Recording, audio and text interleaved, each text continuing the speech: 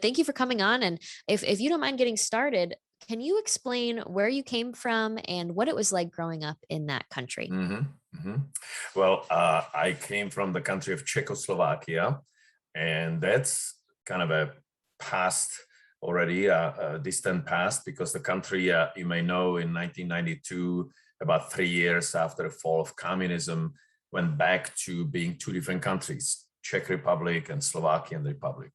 Okay, so that's where you grew up. And what was it like growing up in that area as a child?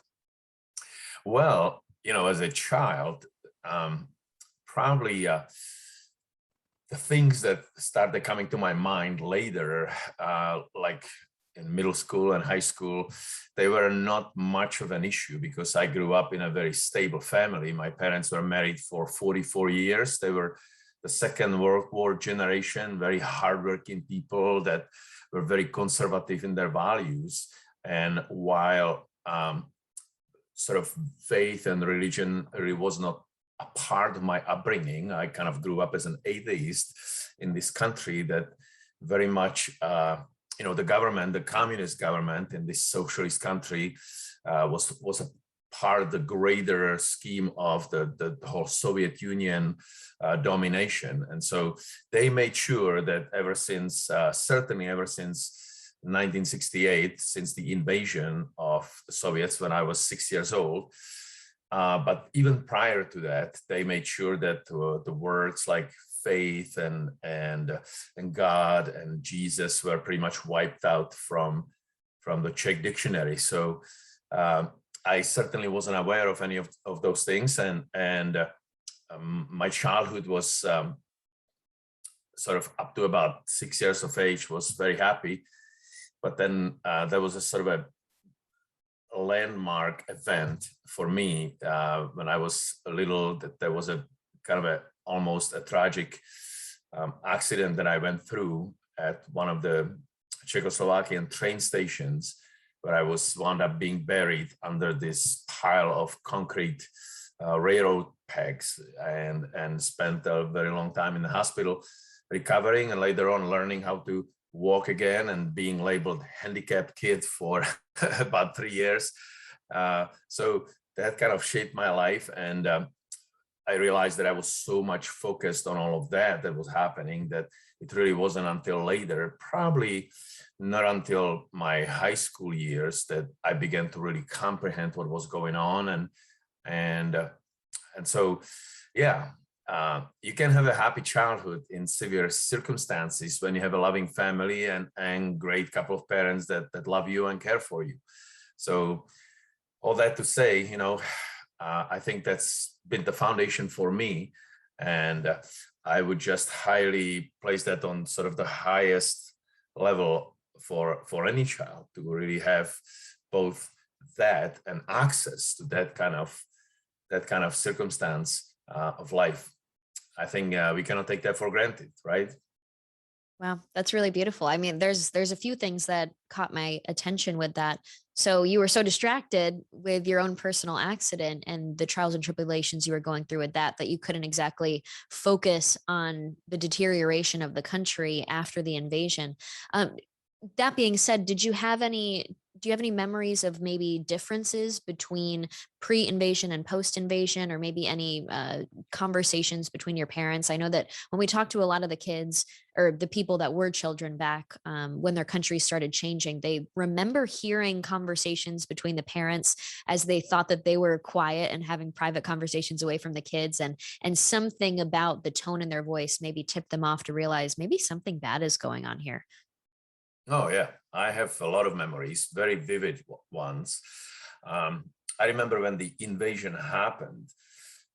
Again, as a 6-year-old boy, it was kind of way above my pay grade to kind of understand, except for the personal experience with my parents. So that morning of the invasion, my mom was helping me to get dressed for preschool. And I remember as she was listening to the radio, we listened to radio at that time. Television wasn't really something we had until a little bit later, and there was all black and white. And so the radio was kind of like frantically announcing certain things, and I wasn't really listening to it.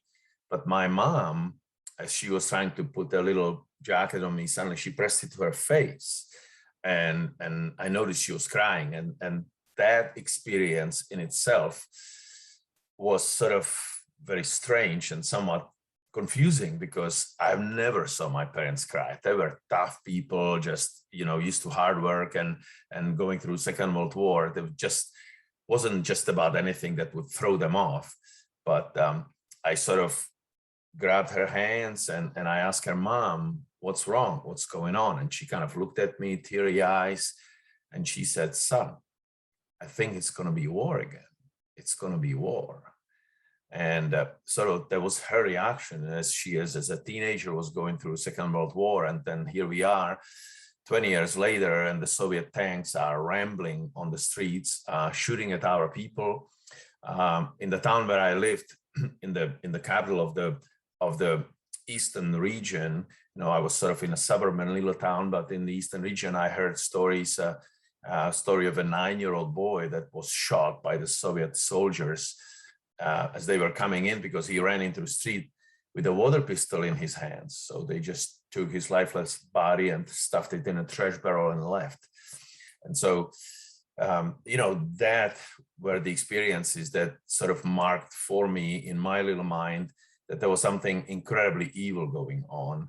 Not only makes my parents cry, but ultimately from that time on, we kind of got used to the Soviet soldiers parading our streets and holding their machine guns. And suddenly in the second grade, there was a new subject added to our education, and there was Russian language. And everything began changing with education as well. Gradually, all the liberal arts like music and anything else was pretty much eliminated and replaced by all these political civic classes, you know, about being raised up to be a good communist citizen and all of that. So another memory that I have is my dad. Obviously, during that time, I kind of saw him. My dad was a great man. You have to know it.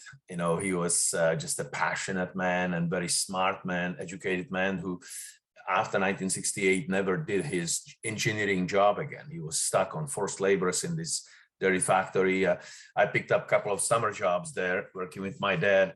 And I tell you, it was not a walk in a rosy garden, that's for sure. But my dad was a freedom fighter and a fighter in his spirit. And so he just kind of, you know, he always tried to kind of, if he could not win politically, he always tried to win sort of in his spirit, just not bending down to this whole oppressive regime of communism. So he just kept fighting. And during the night hours, at times we would listen together to the radio of that illegal broadcast called The Voice of America.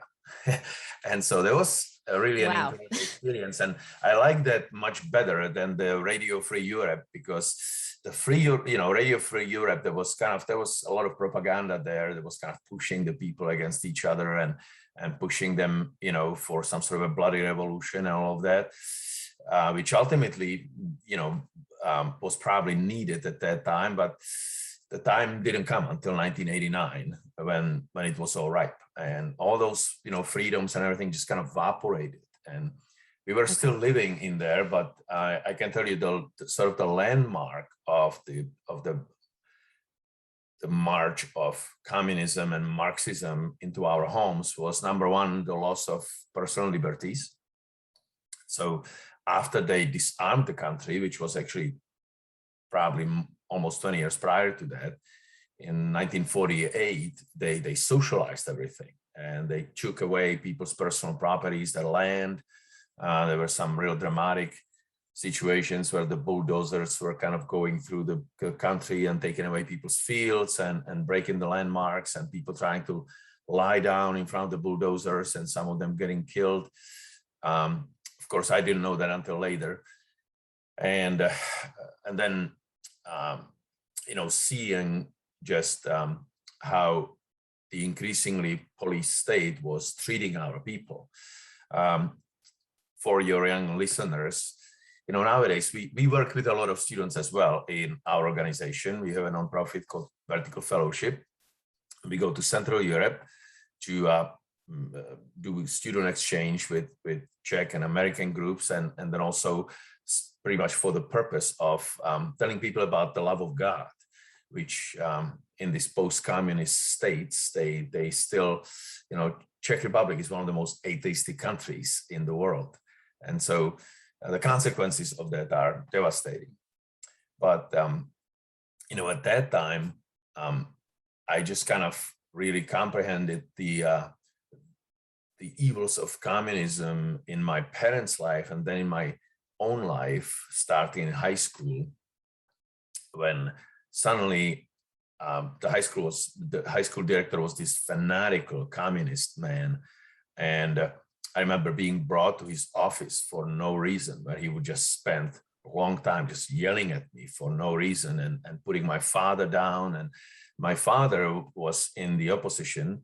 And in 1969, he somehow with a group of men burned some publicly some documents, some communist things and whatever else. And so they're in his sort of house arrest and, sort of sentenced to the forced labors and denied to do his engineering job and denied any public promotion. So that was kind of the way they treated people that disagreed. So, just from my own experience as a little kid fighting for life during my accident time, when I saw my dad, I think that was one of our point of relating to one another, that I just wanted to join him because he was a fighter as well, and so until the time that I sort of fully understood what that meant, I was just more of a passive participant. But in high school, I began to be more active in that and really kind of carrying out my own local rebellions against what they were doing to us. And then I entered the National Conservatory. There's a long story with that because I was initially denied, as a son of a non-communist, I was denied college education, but through a long set of circumstances, when I look back, I would just say the God I did not know, I didn't get to know until my 24th year of life, was certainly working, even in those circumstances, sort of preparing me for what was to come.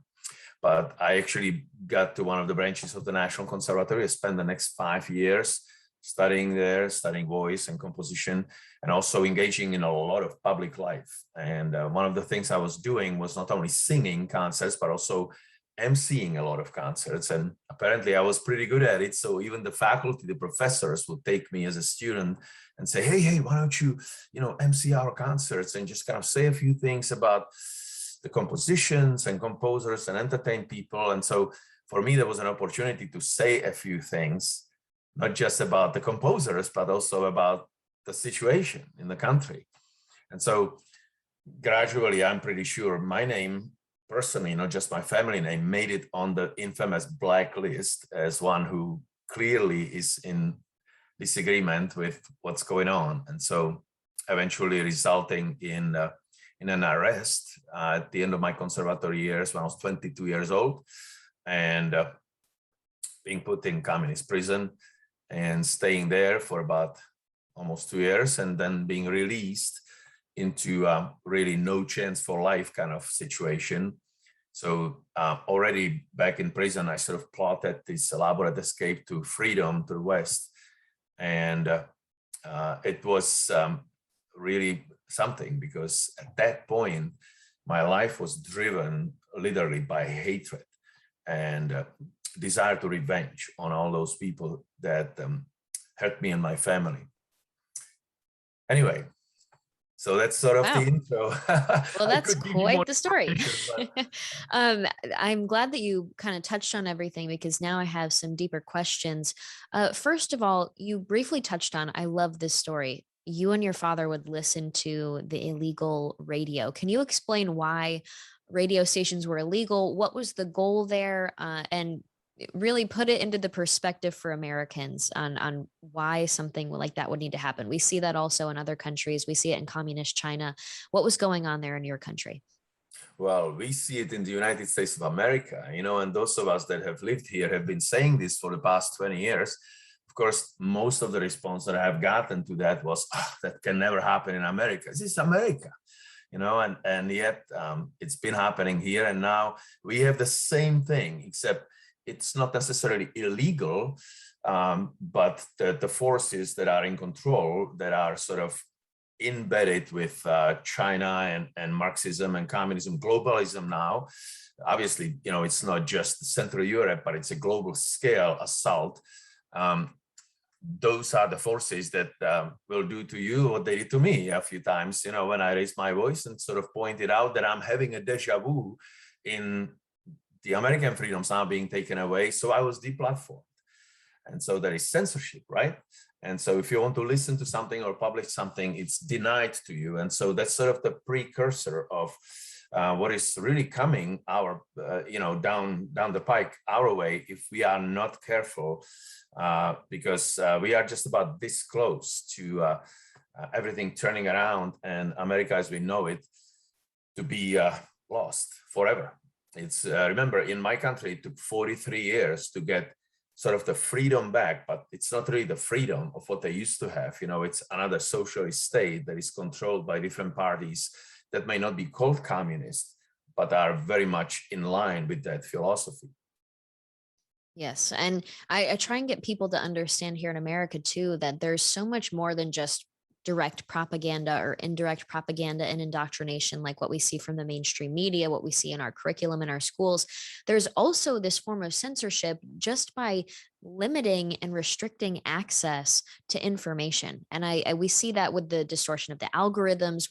I know some people where you can search their entire social media handle letter for letter, and their name does not come up until you hit search. And for other people, you could put the first two letters of their handle and it pops right up and says, here you go, Sure. go follow them. And so it's those little tiny ways. And it's like the private companies are doing the bidding, the dirty work of the state, of the leftist state that we have here in America. Yep. The next thing that I wanted to talk to you about, we heard this with someone, we recently interviewed a really wonderful woman who escaped communist China and went through the labor camps, has an amazing story. But she also talked about how if you weren't a member of the party, if you weren't seen as a favorable person to the party, you really couldn't advance in life. And so you had a freedom fighting father. Did you worry about that as you were coming of age, as you were trying to get into a profession, trying to provide for yourself, becoming an adult?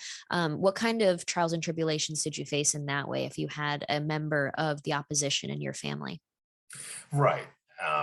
That's a classic, just we make your life miserable if you disagree with us. And so there was no advancement. My father was a very educated man.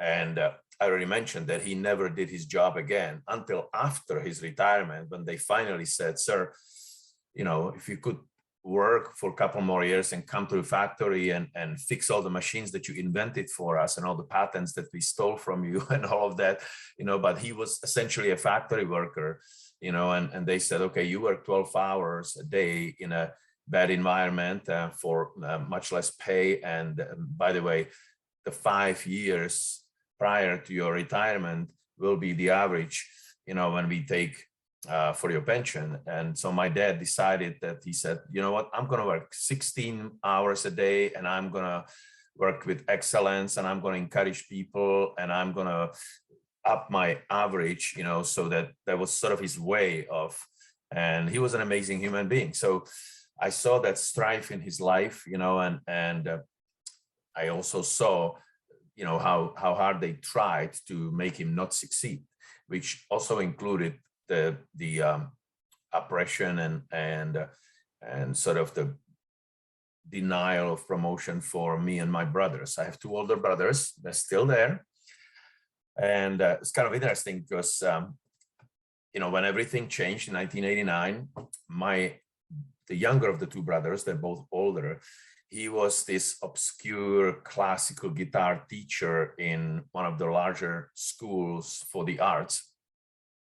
And after the Velvet Revolution in November of 1989, they got about 100 people on the faculty together and they said, okay, we are going to elect the new director for our school. And the first condition for that will be that that person would have never been involved in the Communist Party or any of the affiliate parties.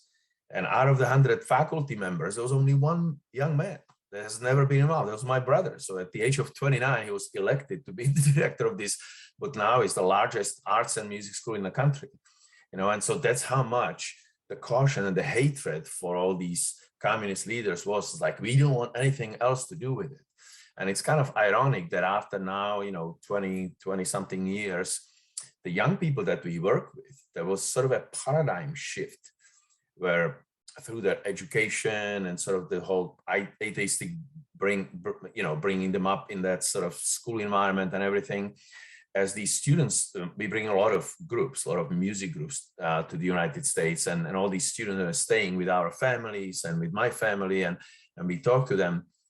About 5-6 years back, all these teenagers and the 20-year-old college students, they started saying, communism, what is that? That's my grandmother's story. And they became just as ignorant to what is going on as the young people in the United States. And so I'm glad and grateful for your program that gives voice to some of the older guys like me, that have sort of experienced that and can warn young people if they take heed and just really pay attention to and learn from the history. Yeah, thank you. Well, thank you for saying that. And we're just thankful that you guys even want to give us an hour of your time to talk. I know that you're very busy and you have so much going for you. We're really inspired. There's a study from Michigan State University, and when we were first starting the organization, we found it, and it said the most effective way to reach a young person with a hard to understand topic or with an opposing viewpoint, or even just with a topic that they need to deeply comprehend and not just memorize for a test. They have to understand why it matters to them and the world around them. It's actually most effectively told to them via a peer, not via a parent or a professor. And so we decided, what if we interviewed people like you that could talk in a very casual and heart-to-heart way about the stories and pass it down in that peer-to-peer style? So that's really what drives us. And just based on the trajectory of the podcast, I think we're doing a great job with that, and it's slowly growing. So when I think a lot of people don't understand like the idea of force versus choice. Can you explain how you are told what you will be doing as a worker under the government in a situation like this? How you can't just grow up and say, I would like to become a musician one day, or I would like to pursue this career. It's very much decided for you. What was that like for you with that process? Correct. So it's, when I was in high school and sort of finishing high school and like, what do I do with my life now? Some of the hardest decisions young people make elsewhere, to pursue college education or to go on and maybe start a business. Those choices are not really like, that is not your concern. If it is your concern, then you are very much talked out of it. They will tell you openly and say, look, I mean, you are a part of the collective. And so you cannot just decide for yourself what you want to be or what you like to do. And then because for the collective, we need to sort of implement into your life the needs that we have. And so there were a lot of subjects that the kids would like to study, but only very, very few spots, because the communists were not really in favor of higher education. A lot of the kids really didn't even go to high school. They would go to what they called sort of the technology training for 3 years, after they got out of 9 years of elementary school. And then they would just go straight through factories and work. And the kids that went to high school, it was sort of the minority. In my case, it was kind of interesting because I was actually tested, in various ways of both physical training and sort of the mental abilities and everything. And I suppose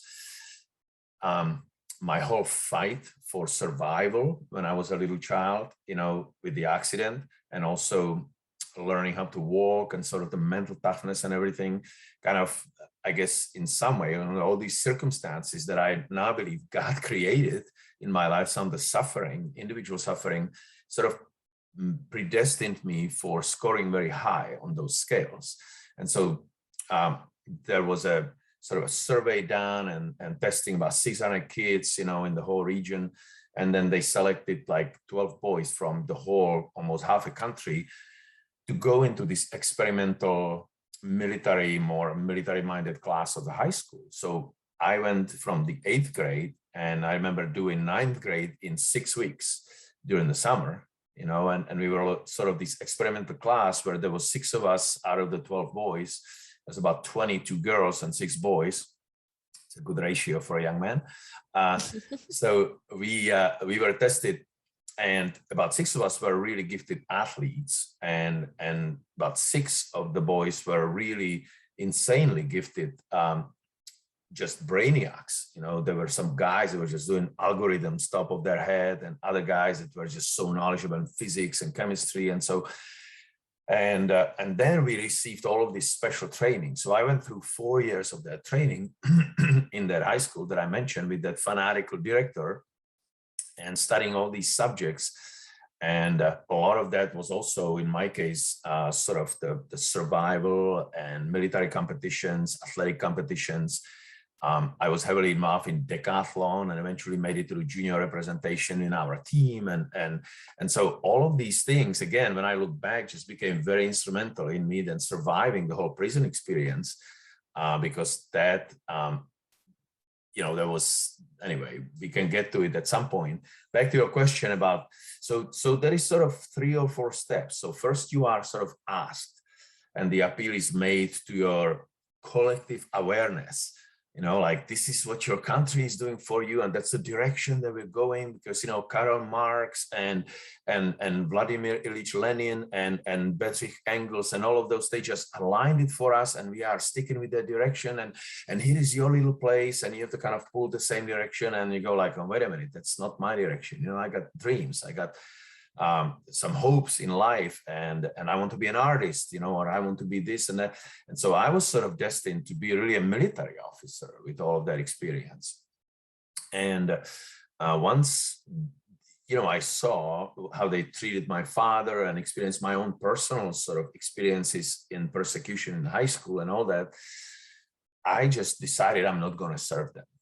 So when I was about almost 19 years old, I made the first adult decision in my life and wanted to pursue the arts. And it was really miraculous how I got into this new branch of the National Conservatory, because I was kicked out of the auditions in the Prague Conservatory. But then, I don't know for what reason, one of the ladies that bore the title of the National Communist Artist, she kind of stopped me on the way out and grabbed my elbow and says, "Mr. Šust, we see your talent for music, and obviously you're not going to be accepted in this school, the reasons. But I'm going to recommend, and I'm going to make sure you're going to get accepted in a new branch of our conservatory, where we're kind of looking for talent, and that's close to where you live, in the large cities. So I'm going to call them right now, and we will transfer you and consider your audition, and just don't ask any question, don't say anything, and just let it play out." And so miraculously, I was accepted to the conservatory, and my life really changed there, because I suddenly started doing what I loved and what I wanted to do, even though I was still heavily involved in all kinds of sports and different things, but no longer in a professional way, and stopped competing, and then started competing more in the music field.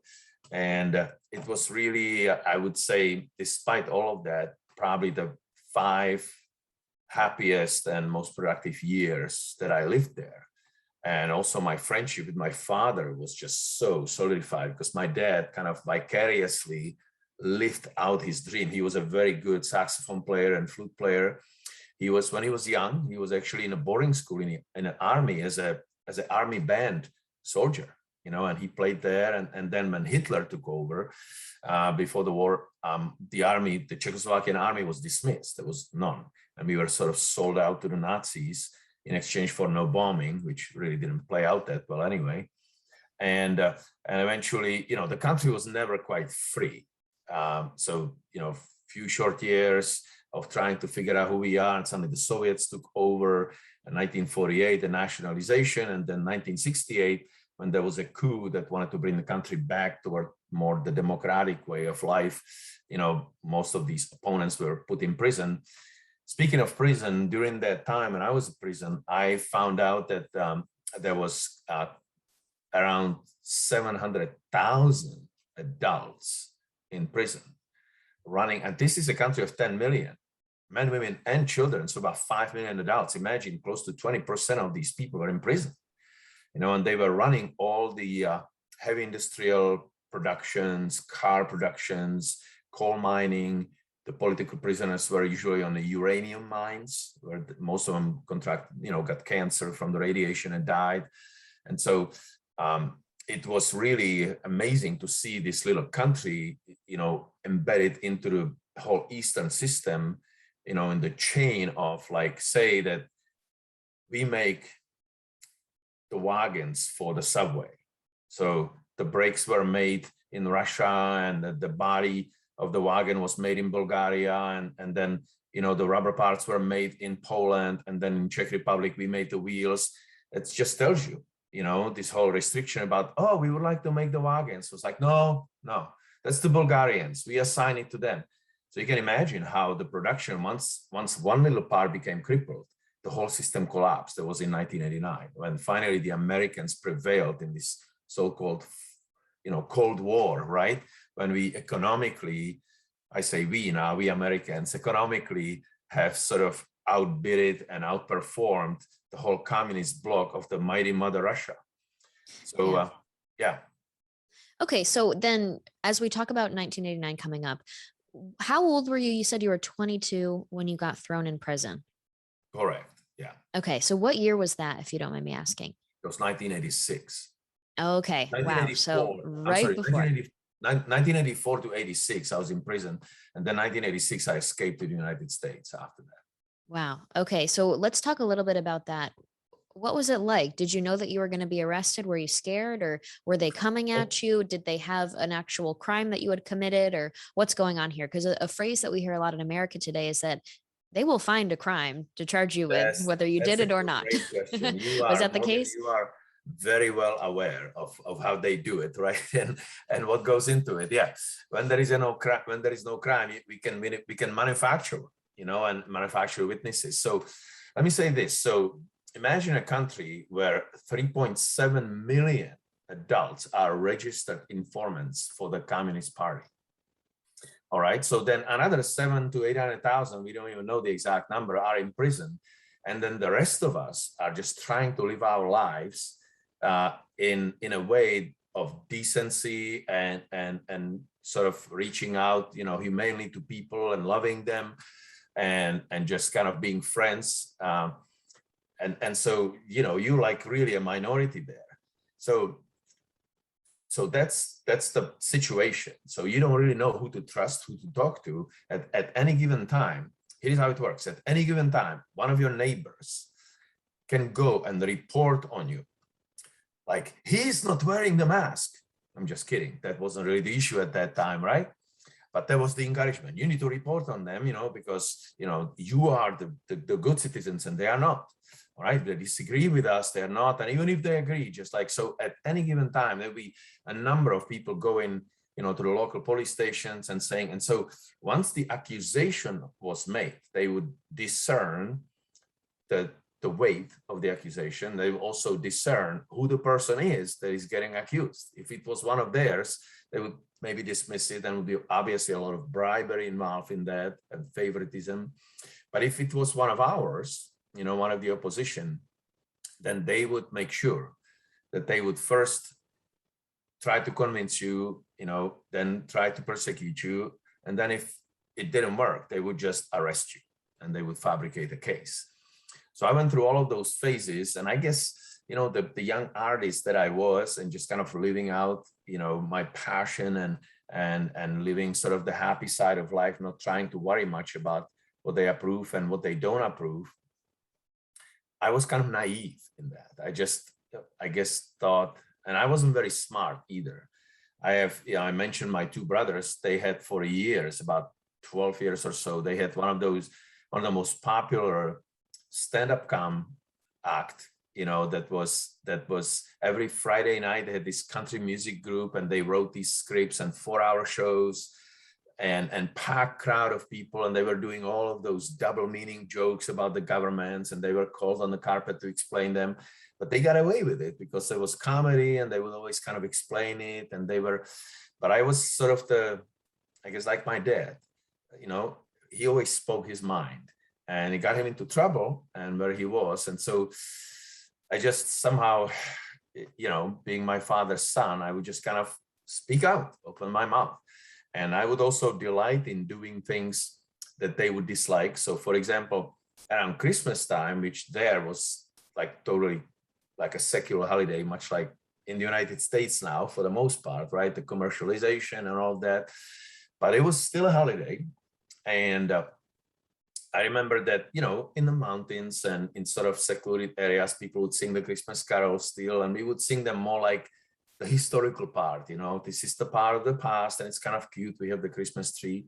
And one of the most famous Czech Christmas carols is this beautiful medieval song. And the words go, "Jesus Christ is born today. Hallelujah." That's the first line. And everybody sort of knows that. They just kind of sing it, and, part of the culture. But in the schools, we could not sing that. Well, when I had a little orchestra at the conservatory, and all of us were sort of these young, ambitious artists, winning all these national competitions. And so we got to travel around the country and doing all these educational concerts as students for elementary schools. Well, somebody had to MC those concerts. And so at the end of the concert, I would always, like during the Christmas time, we would do like 30 concerts in 2 weeks. It was amazing. And we would just love that. You have to go to school, and just go out and perform. And during the day, and I would just step up in front of these audiences of these kids, 700-800 kids in these auditoriums, and just say, "Well, according with the tradition of our country, let's all sing today. Jesus Christ is born today. Hallelujah." And I had no idea what that meant, but I just knew that the communists are really going to get ticked off. And so, like, hey, let's just get them, because of the things they're doing to us. And there were complaints written to the director of the conservatory at times, but it was interesting because he was a very high-ranking senator. And it was one of those things when he was not in a communist party, but he was in another party, which was communist as well, just bore a different name.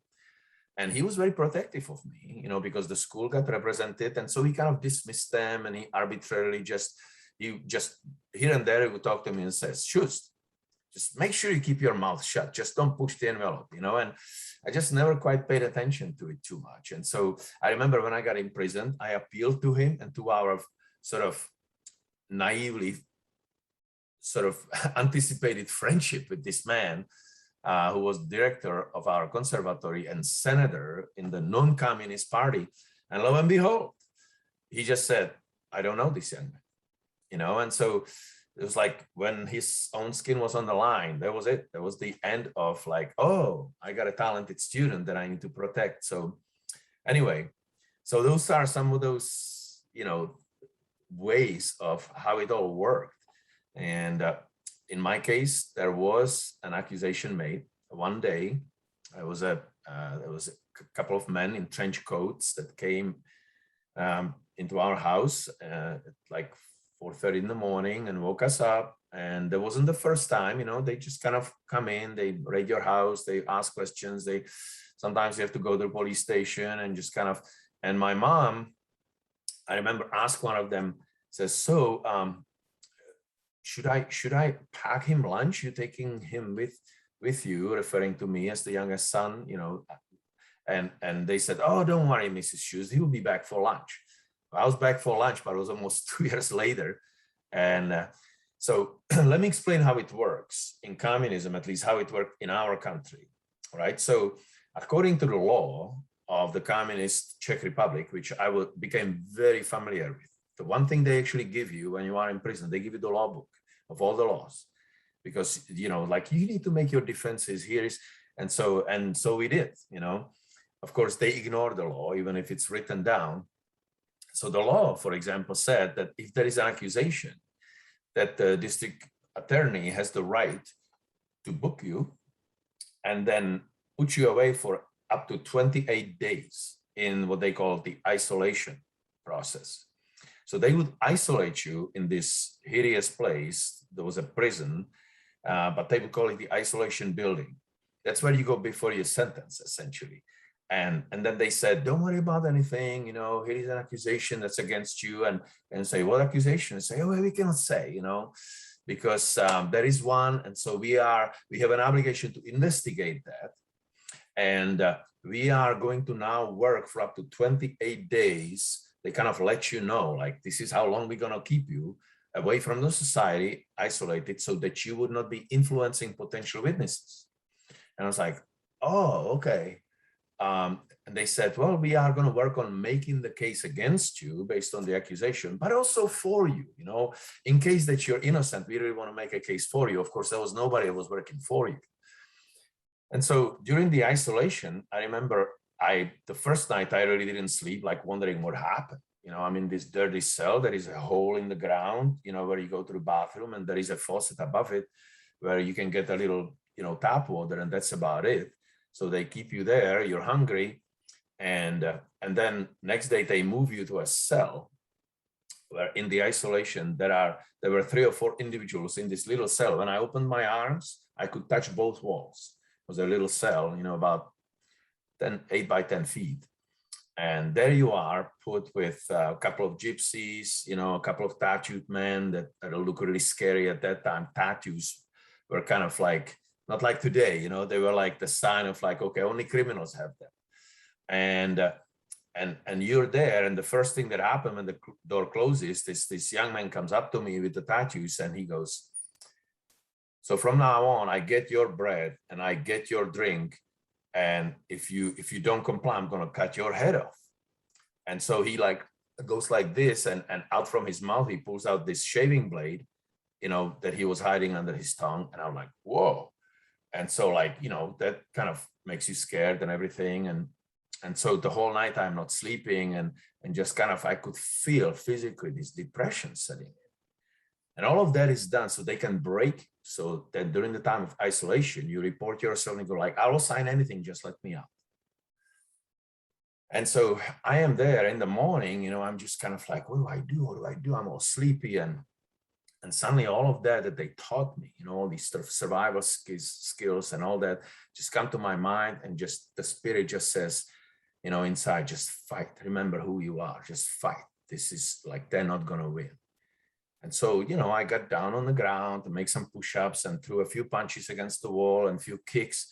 And then I turned around and I see these guys kind of huddling in the corner, and the guy who had the blade just kind of looking at me, and I could see fear in his eyes. They would teach us how to spot fear in people's eyes, because the whole country runs on fear. And so I looked at him, and he stands up, comes to me and says, from now on, I will give you my bread and I'll give you my drink, because we just agreed you need to be the king of this cell. Well, then I enter into this hierarchy of, you know, that every cell has a king, and the kings have the king, you know, in the prison. And there is just somehow through the communication process, it's all like the worst guy is like among the prisoners gets. So I was suddenly, you know, appealed to my sinful nature, and very quickly realized that the whole prison is run on fear, both among the prisoners and with the guards. And lo and behold, then about 10 o'clock, the little door opens, you know, in the door, and there is a piece of paper that gets thrown in. Well, my new tattooed friend picks up the paper because he has his name on it. And he's kind of looking at it, and it appears to be a court paper. And I'm looking at, you know, and he says, can you read? And so apparently hardly any of them could read. So I picked it up and see that it's his course paper that also included his criminal history. And you know what? He said he killed 7 people and all of that, and he didn't kill anybody.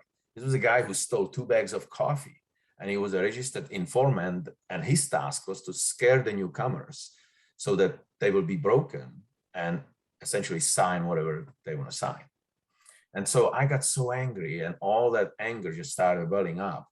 And as much as I sort of swore in my own soul, I will not become what they want me to become, I know, looking back, that I became much worse than they could have ever made me, because of the hatred that was inside of me and all that desire to really avenge and to be the man that kind of escapes to the West and driven by that, and then changes his name, changes his identity, and comes back a few years later unrecognized and takes revenge, and drastic revenge. I sent out 10 letters to people before I left, to people that hurt me and my family, swore to kill them. And so it was, to my shame, that was sort of the whole objective, the goal of my life that was driving me forward as a young man. Fortunately, Christ intercepted my way during the escape, which was just an amazing thing. Wow. Okay. So then let's talk about that a little bit. What did the escape look like? How long were you in the prison versus how long did it take to plan everything and to implement the action?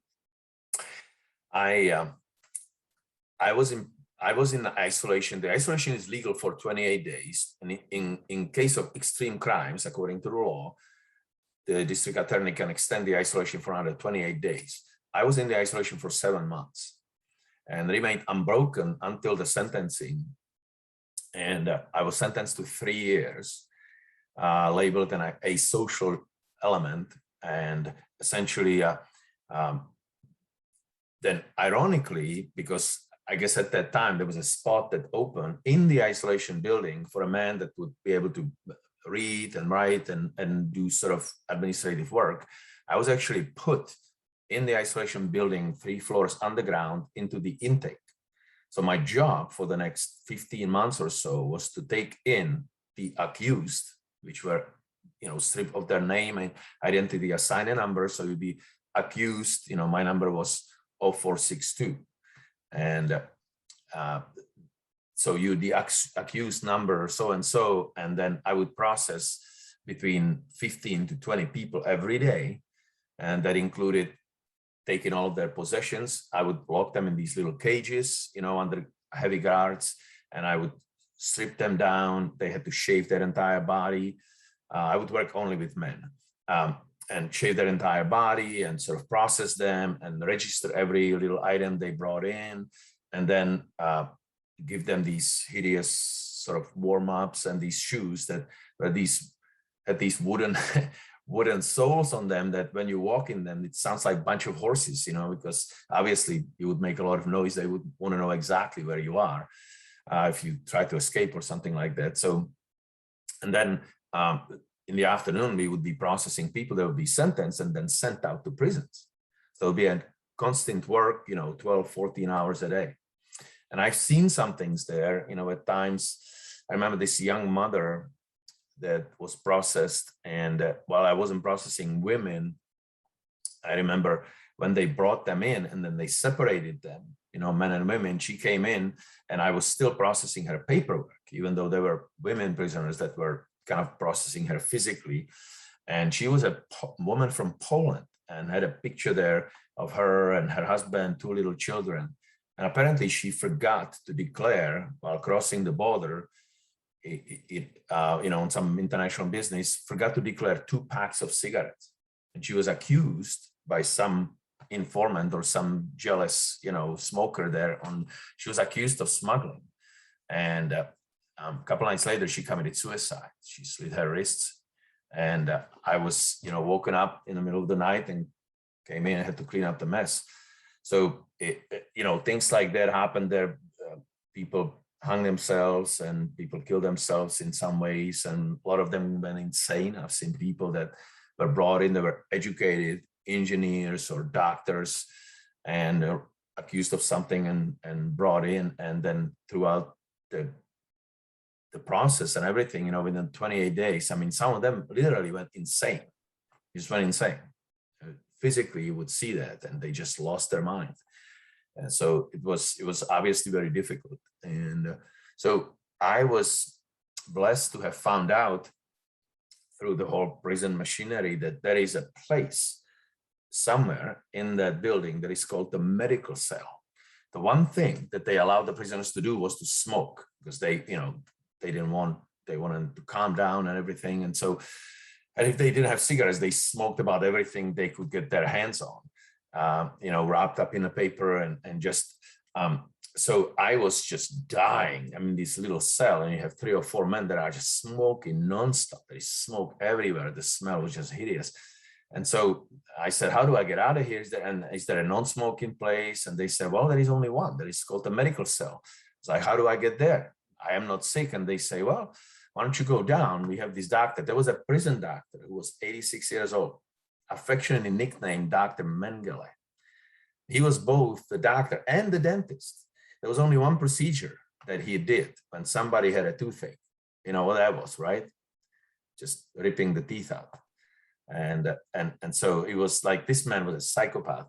But they say, here is how it goes. You go in there and say to him that you have headaches, and he will put you on the medical cell, because usually that's where people are put for withdrawals when they have headaches, when they were like doping up, or and so sure enough, he said, and as soon as you tell him my headaches are over, they put you back into the general population. I was like, well, I guess I'll have headaches from now on.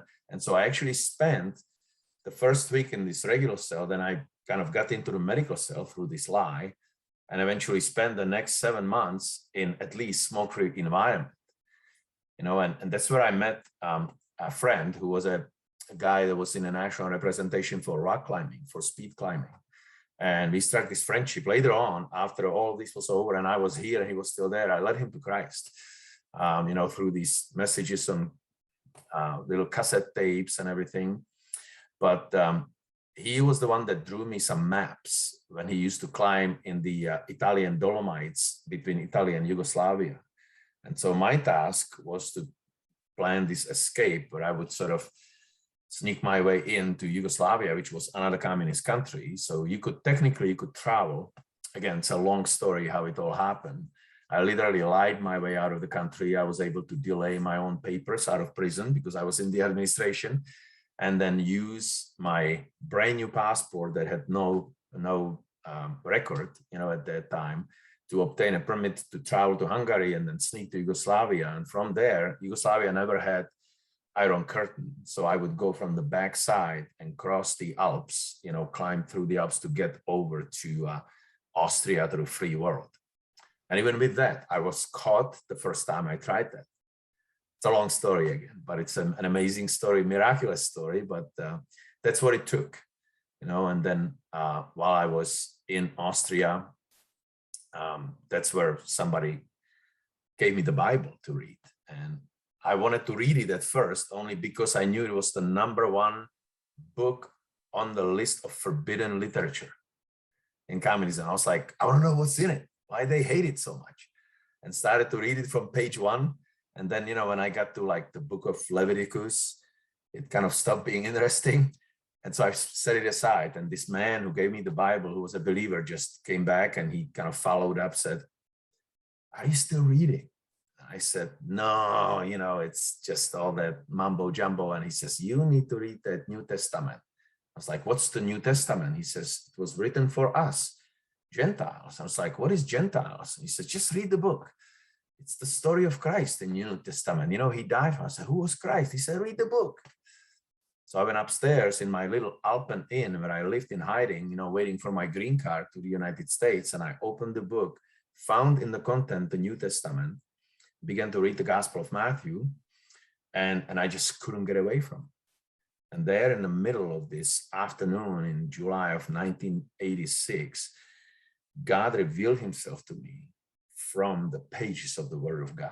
And the whole room just changed color. It was like this silver tone. And while I did not hear any voices, I knew I was not alone in that room. And I guess that's why I have so much passion for the Word of God, and eventually became a pastor, music pastor and preaching pastor for the past 15 years.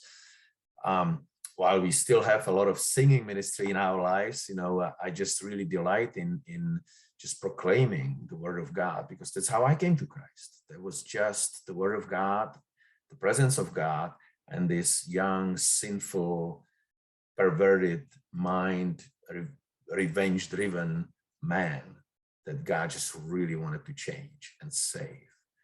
And that's exactly what happened. So, yeah. Well, thank you for sharing that. I find it very, very special that pretty much everybody we have interviewed especially the harder stories. It's not like we search out stories of people that end up talking about God, but it just so happens that every survivor person that we end up interviewing talks about God at the end and talks about how that was really what got them through, or what got them through their transition after they escaped. And it's quite special when you start to realize it, because every time I sit down, it ends up getting to this kind of discussion. So I hope we can have one of our editors like chop up all the interviews where somebody mentions it, and the point that it came into their lives. Um, I would love, first of all, to have you on for another episode where we just talk about your escape. That would be quite interesting. I feel like that could be its own hour. Ben, I know you're very busy, so I don't want to take up too much of your time right now. But if we could close out with you telling us, what kind of work did you get into? You briefly touched on it, but what are you doing, and how can we all connect with you and connect with your work today, and support you, or whatever, anything that you need from us? We would love to stay connected with you, and I'm sure a lot of listeners want to look more into what you do. Wow. Well, thank you so much. First of all, I appreciate you saying that. I'm busy, and I am busy, but this is what we do when we are busy, right? We just go and we encourage other people, and we tell them about what we have experienced, and that there is hope, and then there is God that loves them. And so if we can keep busy with that, there is always room for wonderful young people that are doing this tremendous really ministry for the American youth and the American people, to remind them that freedom is costly. It just sounds like an oxymoron, but it is costly, and it needs to be preserved and fought for. So as far as what I do right now, so we about almost a year ago moved to Florida during the pandemic. We were in Missouri, and I was pastoring there for 18 years. It was kind of interesting because I've been a pastor for 31 years, and I quit the opera career. I was singing the opera, in the Boston area at first, and I got my doctorate at Boston University. Another amazing story, just how it all happened. And then God would just kind of really direct me, talking about having no choice. When you just really think about it, the way that it was orchestrated, like I really didn't ask to be a pastor. I had sort of my idea about how, I would like music to be a part of my life. And I always wanted to be a college professor and had all these dreams. And I can tell you, after the Lord just kind of redirected my life, and when I began following, all of those dreams came to fruition anyway. But it just wasn't a priority. I eventually became an adjunct faculty at Missouri Baptist University for about 7 years, but that was not really where I was serving. So we have launched this new organization that is kind of like a church, but it's not really a Sunday morning church. And I suppose that with the circumstances of the pandemic, or I kind of see a paradigm shift, a real change that I believe is going to become more and more rampant. And that is, you notice how easy it was for the world governments, really, because this is a global event, not just our government, the world governments, to, in the name of the religion of public health, to shut down not just churches, not primary churches, right, but also other institutions and really businesses and everything else. And obviously now we're learning that there are other options, and maybe it's not all black and white, and there is, so yeah, I write a lot about that when I write. But as far as what we do, for years we've been trained as pastors that you have to gather people into one place, the church. They come, and that's where you do your life together. Well, my post two weeks ago was called, "What if God took your church building away?" Well, that's exactly what happened. And when I look at the end time prophecy, I think that's probably going to happen again.